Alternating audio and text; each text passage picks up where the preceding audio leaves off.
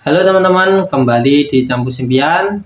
Jadi untuk video kali ini saya akan runtut ya teman-teman, menjelaskan cara-cara untuk mendaftar agar kalian bisa lolos di PMPAP Unila tahun 2024. Insya Allah akan ada ya, jalur ini akan selalu ada. Jadi untuk sejarahnya ya, saya akan menceritakan bahwa yang saya ketahui dan yang saya pahami untuk jalur PMPAP ini ketika masa jabatan Prof. Sugeng ya, yaitu salah satu dosen di kehutanan ya, Fakultas Pertanian atau dari pembina KSR PMI Unila, itu beliau yang pertama kali mencetuskan PMPAP.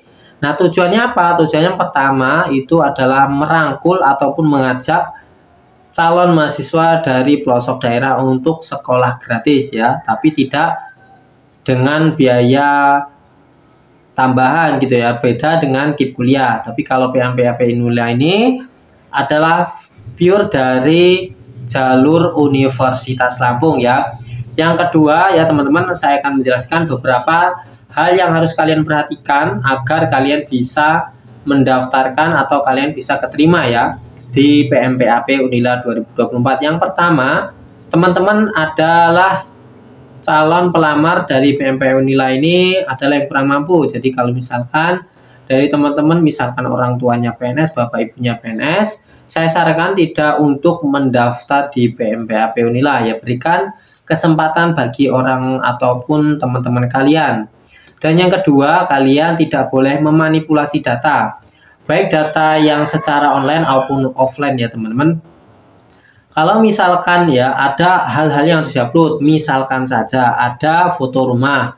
Ya, foto rumah itu foto rumah kalian, jangan nanti kalau misalkan rumah tetangga kalian, itu tidak boleh.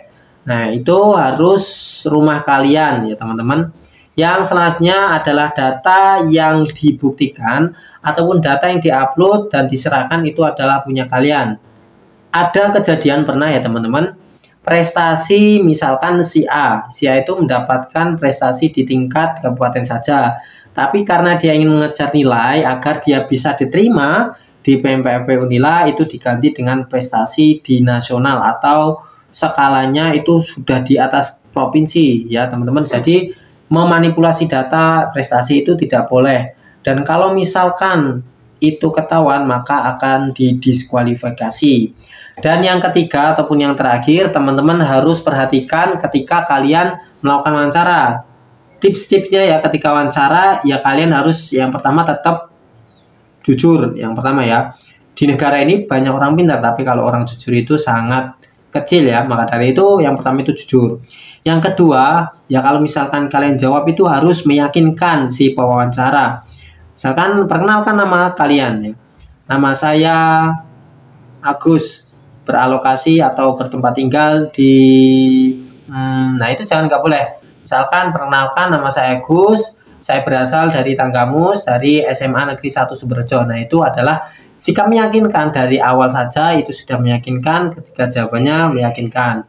Dan yang paling terakhir teman-teman, ketika wawancara boleh kalian misalkan di pertanyaan ada yang suatu peristiwa yang ditanyakan terus sampai kalian menangis, itu tidak apa-apa, lebih baik ya teman-teman. Tapi kalau misalkan kalian kuat, tidak usah menangis seperti itu ya. Ada beberapa hal yang harus diperhatikan. Semoga kalian bisa diterima di PMPAP Unila, dan bye-bye. Wassalamualaikum warahmatullahi wabarakatuh teman-teman. Bye-bye.